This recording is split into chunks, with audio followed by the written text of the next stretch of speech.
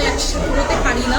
তো কিছু কিছু এইসব অকেশনসগুলো যেগুলো থাকে, বিভিন্ন সব আমাদের অকেশনগুলো সবার একত্রিত হয় এবং ভালো লাগে সবাইকে একসাথে দেখি, সবাই একসাথে খুব আনন্দ মজা সব কিছুই হয়। জিনিসটা আমরা খুবই খুবই এনজয় করি, খুবই করার মতো।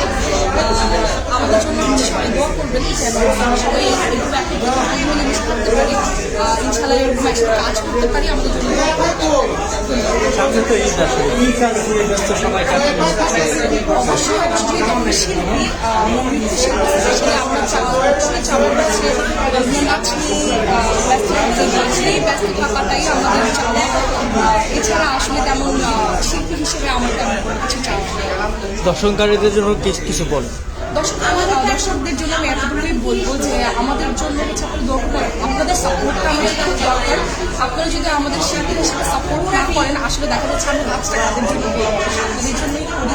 তো আপনাদের সাপোর্ট দেওয়া, ভালোবাসা সব কিছুই আমাদের জন্য আমরা আপনাদের কাছে আশা করি।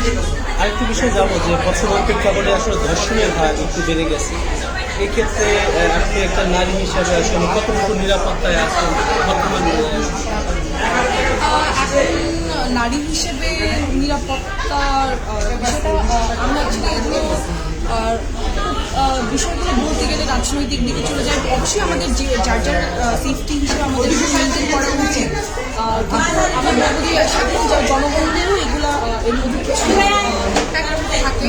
তারাও যদি হচ্ছে এরকম মেয়ে মানুষদের কিছু করে, তাদেরকে সবসময় যে কোনো ধরনের আমরা কোনো প্রবলেম করে 6 মাইনাস কিছু বুঝি। তো আমাদের যার যার জায়গা থেকে আমরা আশা করি যে সবাই সেফটি থাকবো এবং সবার একটা মনোভাব, একটা চিন্তাধারা আমরা আশা করি। ধন্যবাদ।